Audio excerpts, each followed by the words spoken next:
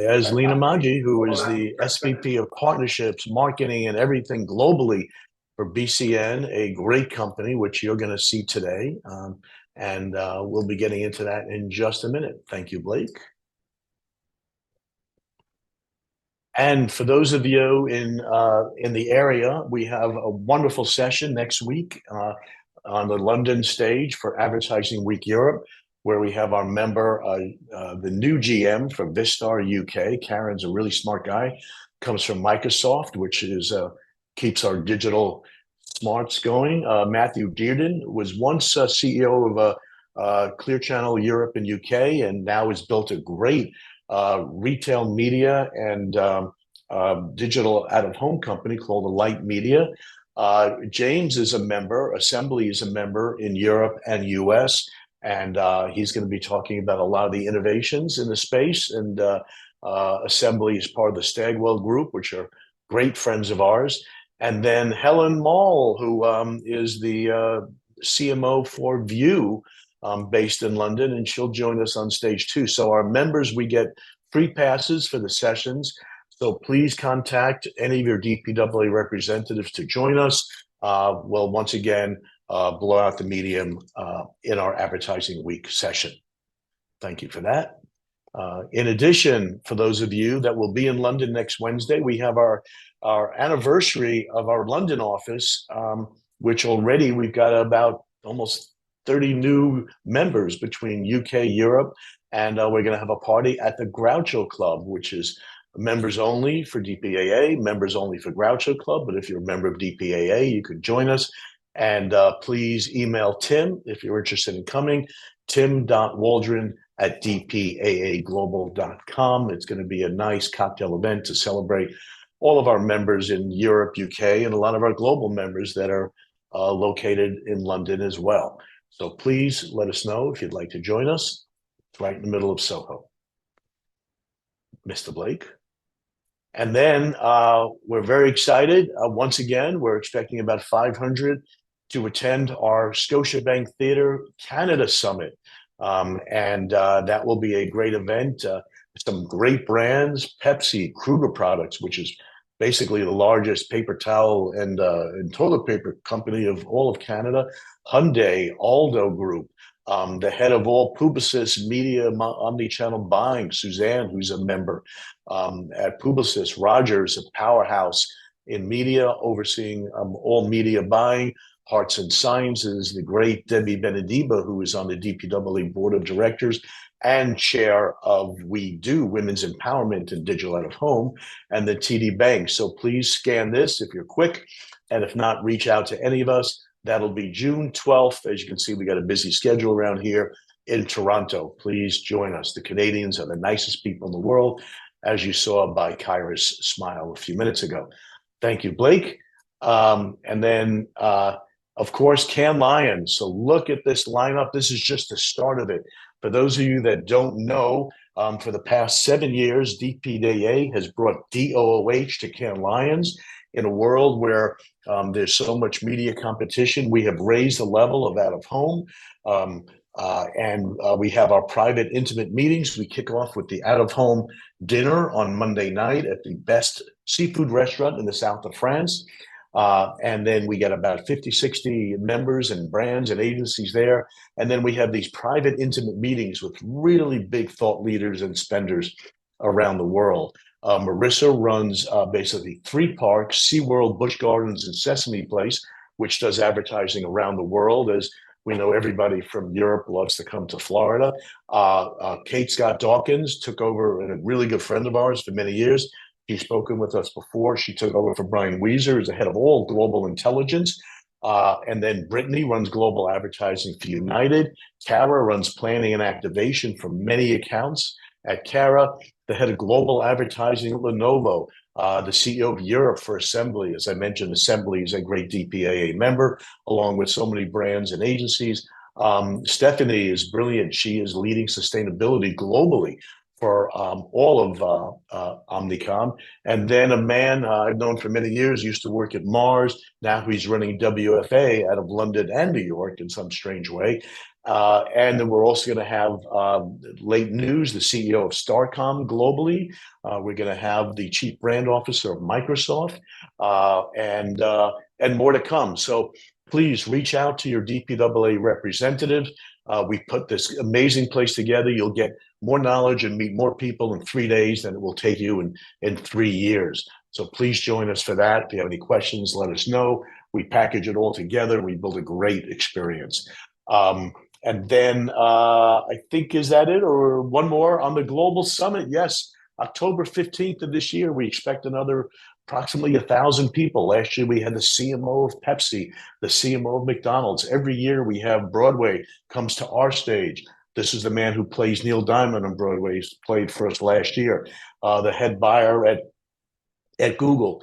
It's a big deal. It's on the Hudson River. It's an amazing, actually, our special guest today, Alina and her company basically developed the first Avatar years ago, which was the Barry Avatar that opened up the summit. BCN is an amazingly, wonderfully technical organization that did that. And every year at the opening, we have a surprise, but basically it's the ethos of what DPAA is get knowledge, get friendships, meet people, connect, where we call it radical connection is what we want everybody to do. And I think that may be the last one, Blake. And then we go back to Lena, who's going to now take us through some amazing anamorphic technology for brands, for advertisers, for media owners. And Lena, so great to see you, and take it away. Yeah, I'm so excited to be here. I feel like you're just like the best host ever, just like introductions, like compliments. I feel like it's just so great. And I We just want love to make sure connecting. I'll pull up the deck on my end, correct? Cool. Well, Yeah, here we perfect. go. And I'm excited to see a lot of familiar names here. I see there's a good amount of people interested in 3D. I see Mark Galliano, who I used to work with before, Emily Nelson, Eric Davis, who I've known since I started my career a minute ago. So I'm glad you were all able to join and are interested in learning a little bit more about BCN in the 3D anamorphic world. So we have about 20 minutes or so. I'll go fairly quickly through it all, and then we'll reserve some time at the end for any Q&A. But anyways, thank you so much for joining us for the Research and Retail and Technology series with DPAA and our friends Barry, Blake, Ajay, and everyone, Zach, who just came back. And then the topic for today is bridging the gap, which we all know Barry has been a very, very vocal about it all for many, many years, but exploring the fusion of out-of-home and social media through 3D anamorphic campaigns. So today we're going to delve into the exciting intersection of digital out-of-home advertising and social media through the lens of 3D anamorphic campaigns. From captivating installations that encourage user-generated content to interactive experiences that spark conversations online. We're going to discover how brands are leveraging the convergence of out-of-home and social media to create impactful and memorable campaigns. So as we go into the deck, Blake, are you driving the deck? Oh, I'm driving the deck. You would, sorry about yeah, that. you would from your end. Sorry about that. that. I can. No, all good, all good. Okay. So okay. we're BCN, and I guess one of the first questions, and I'm looking here because I have another screen, but the first question we get is, what is BCN? BCN is Barcelona, which is where we're headquartered out of. But we do have a global team. So we have a ton of people in Barcelona, in Europe, globally, and then our executive team is here in the US. So what that means for our clients is we're 24/7. So the team will produce the creatives in Europe, we'll refine it, we'll meet. So it's kind of a 24/7 process, which is what really helps us streamline the process and production of 3D anamorphic campaigns. We've been around for about 3 years or so, and within those 3 years, we've had the honor and pleasure of collaborating with some amazing brands and agencies, some of which are joining here today, so thank you. But what I wanted to say is, what is 3D anamorphic? I think, this has been kind of a hot topic for a lot of different conversations in the out-of-home space. If some of you joined the conference, the OAAA conference last week, it came up a number of times. And I think a lot of people know what it means, but they don't really know what it means. So that's what I'm going to explain today. So 3D anamorphic is really an optical illusion that's created with shadows, angles, depth, that's giving you the perception of physical space when in fact there is no physical space. So if you look at a billboard, it's just a screen, but it looks like you'd be able to reach in and grab something. So the example that I had here for a campaign that we did for Heineken for Formula One, it looks like you could technically reach in and grab the can. And so with that, there's a lot of different things involved, but the main component is the vantage point. So we're designing for it to be viewed from a certain angle, and that's what gives you that optical illusion. And then just moving into here, this is a great representation of what 3D anamorphic means. So this is a flat, the first one is a flat video, which is just a flat wave. And then this one is giving you the illusion of the screen having depth and it actually being a water tank. And that's really what 3D anamorphic is. It's a 3D illusion that has that anamorphic distortion, if you will. Like I mentioned, shadows, angles, depth, and just a very, very technical team that we have here at BCN. A lot of our designers and artists, if some of you are familiar with VFX shops, come from Digital Domain, working on Pixar movies, Avengers movies. So for myself, having been in out of home for 10, 15 years, it was just a whole new world and just so technical. So there is no such thing as a 3D capable screen. We get that question over and over again. Can my screen accept 3D? What we're doing is we're creating an MP4 file that is created in a way to give you that illusion. So there's no hardware requirement, there's no software requirement. And as we know, most out-of-home screens are pretty new because you don't want to sell ads to your clients on an outdated screen. So we've never had an issue with that. Sometimes the pixels are a little bit further from each other depending on when the screen was installed, but we've never really had any issues. So with that, I'll kind of move on to the next one here. What is 3D anamorphic? So the way that we've bucketed it is in two kind of service offerings, if you will.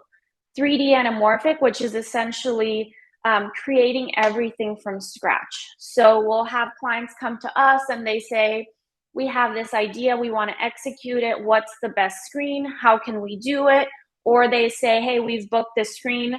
Can you design for it? So it's really kind of wherever it comes from. We provide concepting and ideation services as well. So for example, a couple of years ago, we got a request from an auto brand and they wanted to do a long vertical screen. So if you think of like actual creative, you can't really have a car driving up and down a long vertical screen because then there's really no, it's really hard to create that illusion, right? So you're going to need a horizontal screen. So we'll design canvas first, is what we always say. The other offering that we have is an anamorphically enhanced spot. So we work with a lot of entertainment brands, a lot of streaming, a lot of gaming, where they already have a 15-second ad for CTV, for online, for social, or a 30-second spot. So we'll take that spot that has already been produced by the team and we'll identify key moments within that 15 or 30-second or however long it may be to have those pop-out moments. So with that, we're able to turn it around much quicker, and then the cost is a little bit lower as well because our cost is usually proportional to the hours that we work on something. So the more complex something is, the more hours, the more expensive. So if we're supplied with a 15-second ad for something, then we're able to kind of streamline it a little bit more. And then optimizing 3D campaigns. 3D anamorphic, like I said, can be done on any screen. It needs to be full motion because you do need that motion component to see something popping in or popping out. We've produced for really any screen that you can think of. We just did a campaign for Miss Dior on the Deco airport screens at LAX. We've done the Volta charging stations. We've done Miami digital boats. We've done screens that move. We've done, we actually just won a couple of Obie awards, one of which was for our UPS campaign where it was on the 221 screen, which is actually this middle one for Miss Dior, a UPS package that kind of fell down into a UPS truck with a digital screen. So even if it moves, the team is so technical because we've pioneered this 3D anamorphic tech that there is pretty much minimal distortion. We're now producing for a screen at a conference in Paris. It's the Viva Technology Conference. So if it's a screen, we can produce for it. It doesn't need to be an out-of-home specific screen. Large, small, airports, bus shelter, anything as long as it's full motion, we can produce for it. The ideal length, so if you think about what I said, it's an optical illusion, right? So you want it to be kind of a quick moment. Anything shorter than 15 seconds is usually too short for a human eye to register and say, oh, okay, wow, it looks like something is popping out. Anything longer than 30 seconds is usually a little bit too long where it becomes cheesy. So as you've seen in some of the slides, we do a lot of campaigns for the Vegas Sphere. That's a 90-second spot, which is very, very long for 3D. So typically what we do is a 30-second spot 3 times that starts at a different direction, so you do have that full 360. We have done spots that are a little bit shorter, but it all depends on the content. So you want to make sure you have enough time to really have something pop out, have something pop in, have a CTA if you want to have a QR code. So it's really dependent on what you and your clients are trying to achieve. The lead time, typical standard lead times for 3D anamorphic can be, I mean, it could be up to a year. If you really wanted to have something super, super complex, on average, it's about 12 to 16 weeks. We can move very, very quickly through the process. Like I said, we've pioneered the tech, which means that we know exactly what it is that we need to do at each stage. Everything that we do is very collaborative with our clients. So we'll have media agencies come to us and say, hey, how can we work together? We're an extension of the media teams, of the creative teams, of your client, and we're here to produce what you want us to produce. So it's very collaborative. We have multiple checkpoints throughout the process to make sure that the final output is exactly what you want it to be. And we'll provide our know-how on this 3D anamorphic tech to really make the creative pop out as much as possible.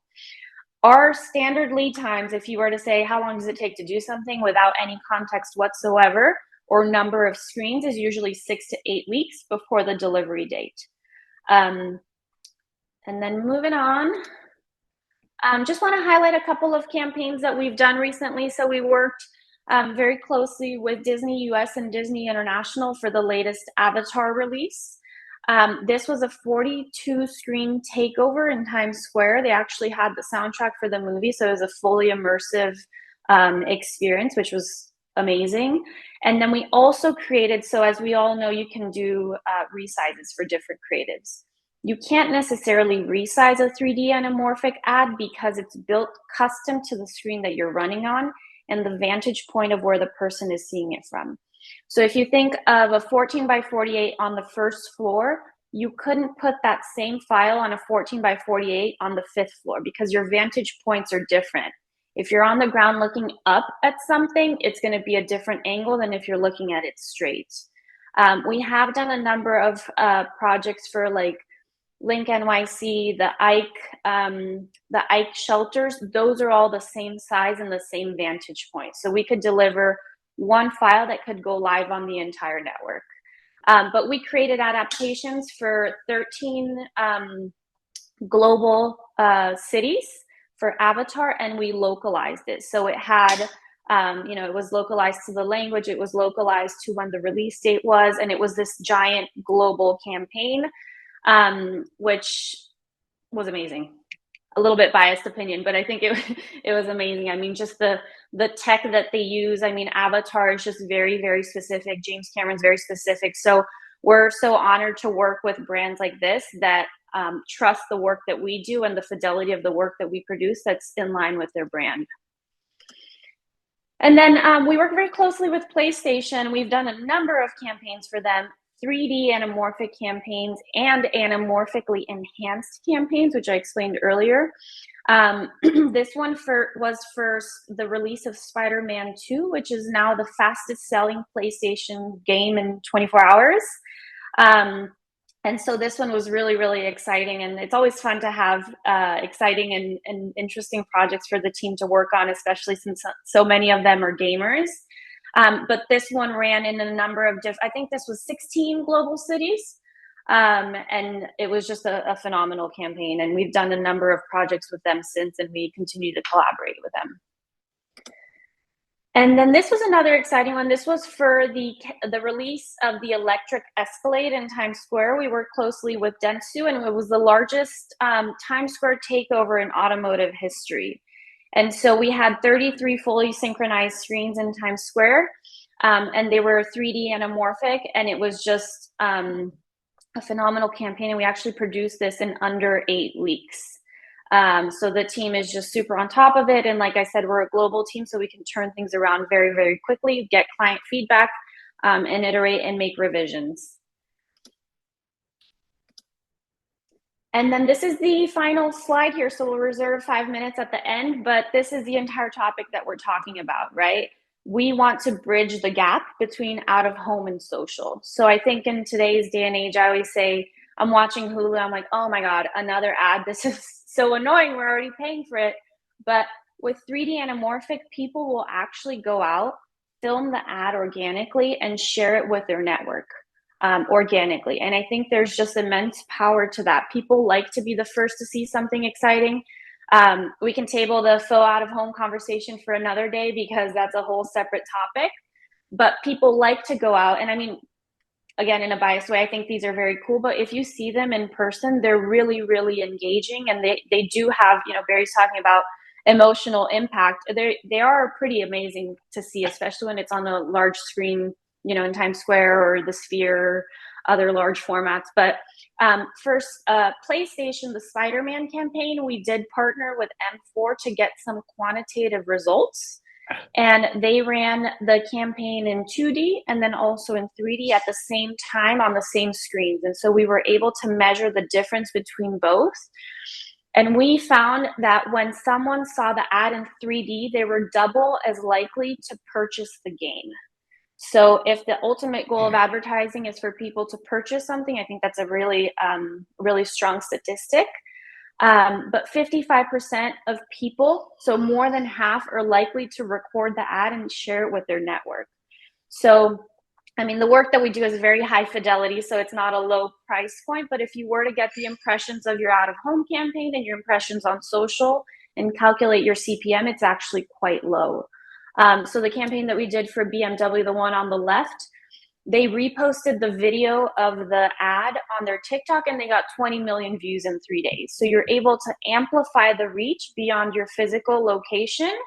And really, that's the end goal. So for every project that we work on, we provide a promotional video, there's sound, we format it for TikTok, Instagram, whatever the social channels may be, because that's what people see it on. And I'm sure that most of these campaigns, if you have seen them, you haven't seen them in person. You've seen them on your computers or your phone. So we always try to bridge the gap, try to do exciting things and get people to have an emotional connection and then essentially think that the brand is exciting enough to purchase the product. But that's what we do. Everything that we do is shareable by design. We work globally. We work with pretty much every screen vendor in the world.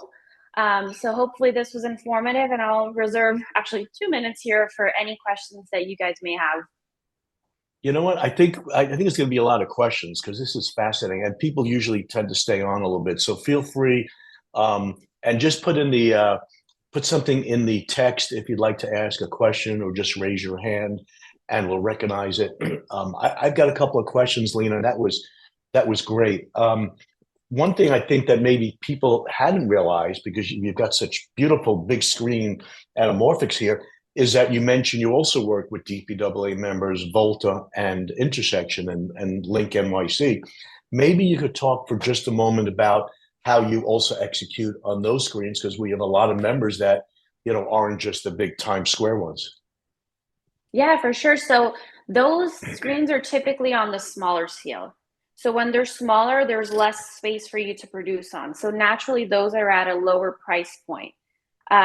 Rarely will we get a request for only shelters or only Volta, even though we do, but most of the time we'll get requests for multiple screens. So we want to do something in Times Square, but we also want to do a frequency play with whatever it may be. So it's kind of a mix and match, like a wow and a pow, if you will, of impact and frequency, but we can execute for really any screen. And we get a lot of international clients that don't know how to buy media in the US. So Although we don't like to recommend just one vendor, we do have relationships with all vendors. We'll say, hey, this could be a good fit for you. This could be a good fit for you. And we don't sell media, but I will refer them to formats that I think make sense for what they're trying to achieve. That's excellent. And by the way, congratulations. I mean, you're working with the Sphere, one of the hottest digital out-of-home properties ever. And, we had a great time. In our CES trip, we took a lot of our members for private screenings and private visit to the Sphere with dinner and drinks. That is excellent. The other thing I wanted to mention to you, Lena, if you could send Blake some of your Cadillac executions. One of the great speakers at our summit this year in October will be the head of global media for General Motors. And I will personally send it on to her, and, ideally she'll talk about it. I'm glad we saw that. Please, anybody, just type into the deck there, or Blake, any instructions to get people to raise their hands for questions? Yeah, and I shared my email here too if anyone has any follow-ups, so you can reach out to me, but I'll stop sharing so I can see a couple more people. Yeah, that's a good idea. Why don't we do that? Yeah. And anyone can use the reaction tab down at the bottom if you'd like to digitally raise your hand or just speak up. This is a pretty open forum. Also, Lena, I did have one question. I know that with a lot of the executions that you guys do, it's harder to send out sample files because of where the screens are and how the different sizes are. But do you guys keep kind of like a file sample folder of either previous executions or maybe executions that people could test on their more sort of regular screens if they have just like lobby screens or anything like that? You cut out a little bit, but I think you're asking, like, is there somewhere where you can look at all of the videos of our projects? Is that right? Yeah, we have our Vimeo page, which I'll actually share here in the chat, and you can look at those individual campaigns. Okay. Yeah, and put your email in there Vimeo too. page. Would be great. Yeah. And then there's also our show reel here, so I'll share it. Oh, sweet. Perfect. And if somebody wanted to maybe like test out a piece of creative on one of their screens, do you guys have anything that may be considered more of a standard size, or is it kind of just a one-off where you would want to talk to them specifically? Yeah, so everything is custom built for the screen that we're executing on. So we don't really have like, hey, can you send us a file and let us test it? Because it's all very custom to that specific screen. Right. Got it. Yeah, but I work very closely with a lot of vendors. So sometimes they'll let us know, hey, this screen is launching in 6 months. Would you help me create a mock-up so that I can go out to the market with my clients and let them know that it could look like this? So we do that very often. And as I shared, we get a lot of leads from our vendor partners, which is nice, but we also send them a lot of client leads. So it's a nice mutually beneficial partnership. Love it. Yeah, that is good. I see Emily has a question. I'd be interested to understand your positioning viewpoint. This is always a good question. Actually, I opened up the summit last year with my views on this, and let's hear Lena's of a fake out of home, or FOOH. Yeah, so I actually I've talked to Ian Dallimore over at Lamar about this a lot, and actually I was on his podcast. So if you guys ever want to learn a little bit more about BCN or myself. But faux out of home, and I think the main one that people refer to is the Maybelline campaign with the eyelashes in the subway. And I was actually on a client call a couple of days ago, and they're like, look what they did. That was never done by Maybelline. That was never done by the brand. That was an individual designer that did it, and it had nothing to do with what the brand was doing. People, as I'm sure all of us know, like to be the first to see something and to share something, right? And so I think people initially get very excited about these types of things. And now with AI, which is obviously a very hot topic, sometimes it's hard to discern what's reality and what's not. So with this Maybelline execution, people were actually going out to the subway stations and they're like, where is it? So there's actually like a backlash towards the brand when you realize that you've been duped. So with our stuff, you can go out, you can actually see it in the physical world. And we worked with a number of brands. Actually, last week I was on a panel with our Media Futures Group head of innovation talking about how we did a campaign for Google and Android on the Sphere. And there was also a CGI component of it. So you're mixing reality with the digital, CGI, and that typically works out a lot better than doing fake out of home because people don't like to be tricked. And I think for us in the industry, we know when something is fake, right? You're not going to be able to put a mascara brush on a subway in terms of, public safety. But a lot of people don't know and they think that it's real and they go out and they're like, wait a second. I came all the way out here and there's nothing here. So there's actually a good amount of backlash. And typically we will stay away from any CGI only executions because our focus is doing stuff out in the real world where you can see it and people, won't be necessarily duped and have that backlash towards the brand. Lena, that was great, and it actually is similar to my views. We at DPAA pride ourselves on being authentic, and you do great authentic work in the real world. And people say imitation is a great sense of flattery, but that's what fake is. It's imitation. It's not real, and it's a lot harder. And you need a lot smarter people like at BCN to really create this in the real world. And then great, social can do it. We have Eric Davis. Please go ahead with your question. Hey, Lena, how are you? Hey. Great to see the work that you guys are doing, number one. But number two, the proliferation that we're seeing of VFX coming onto the scene and then taking a look at what you're doing. I'm in New York City, so I see a lot of the boards on the regular, and I think it's amazing. But in taking a look at the proliferation of the VFX and the anamorphic, do you ever see potentially a point in time when the two kind of converge? And while there's this, I guess, fake out of home somehow feeding into what's going on with the current state of 3D and anamorphic? Is there a way for those two to ever live in the same space? Yes and no. So we are known for our 3D work, but we're actually an innovation tech studio. So we do also a lot of work in the NFT, the web AR, AI. We did a meta human for Meta, actually. So there is a lot of overlap. And even though we do these 3D anamorphic executions, we always try to layer on a new level of technology, something new, something exciting. Most of these, as I mentioned, are seen on their phones or computers. So you want to make sure that it's like a headline campaign. So we worked very closely with Billups on Invesco, and that was the first financial ETF, right? So to be able to say that's the first, we always try to find, what's the catchphrase that people are going to think that it's like super innovative. So to answer your question, there is always going to be overlap in technology, and there's always going to be a need to be the first to do something new and exciting. And so that's what we're on the forefront of. And we always try to push our clients to do something a little bit more innovative than just your standard, looks great, we're happy with the creative. Yeah, good thinking and dialogue. And we have Ian, who also runs a very innovative production studio as well. Three Rock is congratulating the BCN on the great work. And thank you both for the questions. Emily, what company are you with, Emily? I'm Talon. Talon Oh, Outdoor. fabulous. In London? Sorry. Yeah, sorry, my name's come up. I'm Emily Alcorn at work, so that might be where it's confusing. Yes, but yes, in London. Exactly. Yeah, good to see you again. Yeah. And I hope to see you next week when we have our ad week and our events Yes. in London. Yeah, I've been definitely. emailing with Sarah, who's we're two ships in the night. Every time I go to London, Sarah's in the She's Americas. in the US, yeah. I think you'll have a I good know. turnout from us here at Talon in the UK, for sure. Fabulous. Yeah.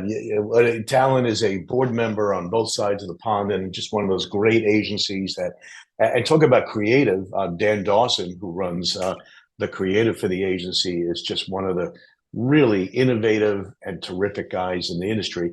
And as you see here, and by the way, the fact that so many people have stuck around is that evidently you've done a great job, Lena, and we like everybody coming together and learning Yeah, definitely. together. Yeah, and I was actually at Talon working with Dan. So it's always nice to see, sometimes my counterparts get a little bit scared when they see competitors, but competitors means that there's a demand in the marketplace, right? So that's always a good thing. So we're very close with Dan. Of course, he does like some phenomenal work as well, but we always like to give our clients options and then they get to choose whoever they want to work with.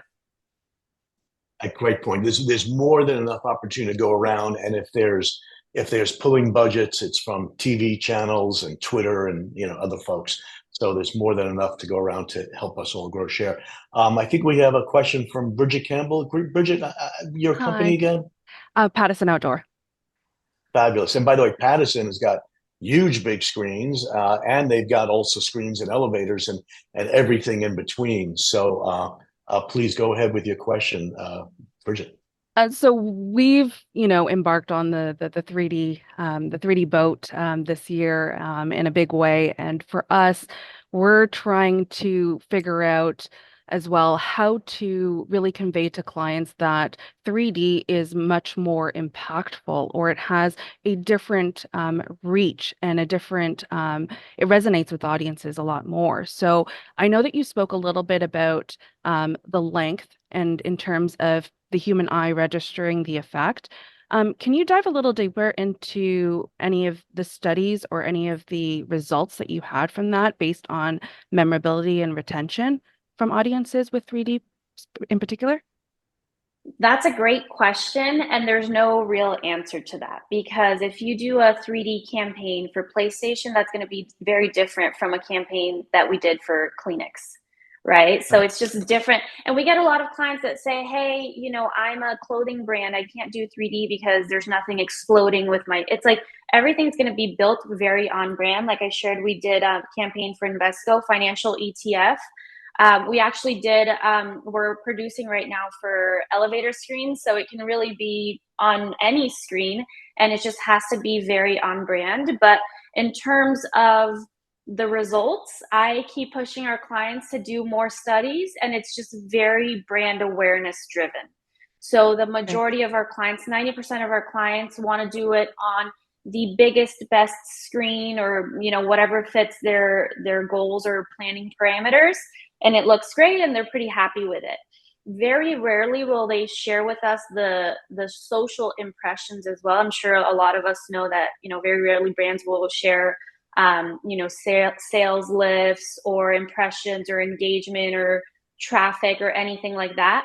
But all we know is that a lot of these brands are coming back to us and wanting to do more campaigns. So I think that the results are being positive and the clients are happy with it. And with that as well, we work with a lot of creative agencies who love their creative awards. So we continue to win awards for the work that we do and with the brands that we work. So that's always a huge plus as well, but not tons of quantitative results yet, even though we continue to push our clients to do these studies so we can have more solid metrics. Excellent. Thank you. Sure. Great. We have a question from the great Paul Phalanges. Paul has been a DPW member for many years. He basically has run most transport in New York over his career. And Paul, tell us your question. And Paul, you're not hiding in the back this time. No, I'm not hiding in the back. I'm just hiding in my basement. Lonnie, Lena, great to see you again. My question, because I am transportation based, is how much are you doing in the transportation space, specifically maybe airports or other terminals? And also, how much does dwell time impact which brands are going to do either 3D anamorphic, what I'll call organic, or adaptable? Yeah, so it varies. Sometimes we have clients come to us and they say, like, we don't know what we want to do, but we want to do something, 3D. What do you recommend in terms of concept? What do you recommend in terms of screens? The other half of the time, they'll say, hey, I booked a screen. This is what I want to run on. This is exactly what I want to do. And then we'll kind of help them do that. In terms of dwell time, it really varies. I've been pushing for more airport placements. I mean, flight delays, doors flying off planes, whatever it may be. People are there. They're a captive audience. And I think there's no bigger comeback than the QR code. So to really have engagement of a 3D ad, have people interested in it. They're sitting there, their flights are delayed, scan it. There's some kind of engagement, maybe even like a scavenger hunt within the airport to win whatever it may be. There's tons of opportunity there. But just with everything in out of home, you want it to be short enough for people to see it, but not too long where they're kind of passing. People are on the go, as we know. So we want to make sure that we're really conveying the message within the time that we have allocated. One of the boards that we execute for time and time again is the Clear Channel 221 in Times Square. And that's right in front of the red stairs. So there is that natural dwell time of people grabbing something to eat and sitting and seeing it a couple of times. We have some clients that will do a 1 hour roadblock. We have clients that run in the loop. It really depends what you're trying to achieve, but that's what we do in our initial calls with clients is, what are your goals? What are you trying to achieve? And then from there, be able to construct the narrative to get to what they're trying to do. Well, I would urge you to push for more airports, especially our Newark Airport and LaGuardia, which are, world-class terminals, voted as such, 5 stars. So, we've got great terminals and we've got great screens in there. So do in fact push for more airports. We'd love to see we it. do. I always try to push for the formats that we don't always execute on. So I'll definitely keep pushing for those and, anything else that comes up for sure, because to be the first to do 3D on X format is always kind of a headline, story to be able to push through PR and social and all those types of things. Great. Thanks, Lena. Thank you. Paul, before you go, I don't know if you noticed that Lena said something about on the go. Paul, who now is running, the Port Authority of New York and New Jersey for advertising, built the on the go screens for the New York subway. Is that true, Mr. Flores? That is true. It was a great program. We called it a proof of concept, but if you talk to folks at Control Group who were there at the time, and even some folks at Intersection, they'll tell you everything they learned from on the go, they've put into Link. So, the program still resides with Intersection in some cities. New Jersey Transit has kiosks and Chicago has them. So even though on the go is no longer at the MTA, the kiosk program lives on, Barry.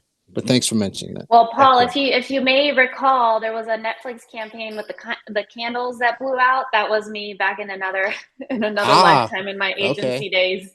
Remember that one well. That was a great one. Yeah. Very cool. I'm glad you guys reconnected on the go and on the video. We have Katie H, your last name and your company. Sorry, I'm going incognito. Hi, I'm Katie Hindley. I'm from Posterscope in London. Thank you so much for that presentation. It was really interesting, and all the questions after have also been very interesting. So we do a lot of work with 3D anamorphic, and I was wondering have you guys explored using dynamic content within 3D, or have you been asked that many times? And also, have you done any interactivity? So whether that's through mobile and being able to customize the screen in any way, or have collectibles via mobile, like you mentioned the scavenger hunt before, but I was just wondering if there's been any capability of changing that 3D content on the fly. So in terms of dynamic content, we have gotten that request. It does take a little bit more planning to do so. So if you've ever done dynamic content, you typically need to reserve a large chunk of your visual to have that kind of, CMS pipe through having that dynamic content. What we've done and have explored with a number of clients is like a daytime and a nighttime creative, or kind of like a non-rainy weather and a rainy. So we've had those types of things. We haven't done tons because I think oftentimes when we're in the discovery phase with our clients, we can replicate those types of results through other ways that aren't dynamic content. It's just dynamic visuals, if you will. So we haven't gotten tons of requests. We did put together a proposal for the Women's World Cup last year, and we've explored some of the Olympic medal counts and stuff like that, but just haven't had tons of traction on the dynamic content front. In terms of interactivity, same thing there. I mean, unfortunately, with out of home, there's not tons of kind of touch interactivity. I think the engagement is still fairly low. When you do pair it with the phone, you can get a little bit more engagement. But like I said earlier, everything's very on the go. In terms of interactivity, the BMW campaign that I shared earlier, that was for the launch of the XM vehicle. Typically, when auto brands launch new cars, it's at the LA Auto Show, Geneva Auto Show, and they specifically pick that screen in Times Square to reveal the car. It was a 1 hour takeover. So we had a 30-minute 3D ad. We had a countdown clock that was 3D. And then we also had a QR code that was 3D for pre-orders. This is a $160,000 car that sold out through pre-orders of people in Times Square scanning the code. So I don't know who's going to Times Square pre-ordering cars, but there's those types of engagements that we've seen people are excited about. We also had, we worked very closely with the agency to do a teaser ad on social. So people actually went to Times Square to see this countdown and see the reveal of the car. So it's almost like a social gathering of people making plans to see an ad, which if you actually think about it, sounds like craziness when you're trying to pay to skip ads on everything that you own. Very true. Great. Thank you very much. That's really helpful. Sure. Well, Lena, you've done a great job in presenting, and your product is amazing, and therefore people have stayed on with many questions. So I want to thank you. We do these every month. I can't promise everybody's going to be as good a presenter as Lena, but they are a service of membership, and like I said, every month we have these, plus our women's programs every month. Cannes Lions taking place. We have about 30 DPWA events a year. Katie, you better talk to Ben and some other folks over there. Tim will follow up with you on that. And thank you. Any closing words, Blake or Lena? Yeah, I'll say whoever wants to follow me on LinkedIn or BCN Visuals LinkedIn page, Mel, who's from our marketing team, just does a phenomenal job posting all of our campaigns, any new and exciting news, anything that we're working on. So if you want to follow us, you'll be able to see the latest and greatest. And then if anyone has any follow-up questions or you want to learn more about 3D, feel free to send me an email. I'm happy to answer any and all questions. As you can see, I do like talking. You do it very well. Thank you so much, everybody. Have a good rest of week, and we look forward to seeing you all in person someplace soon. Thanks again, Lena. Thank you so much, Bye now. everyone. Have a good day. Bye. Thank you, guys.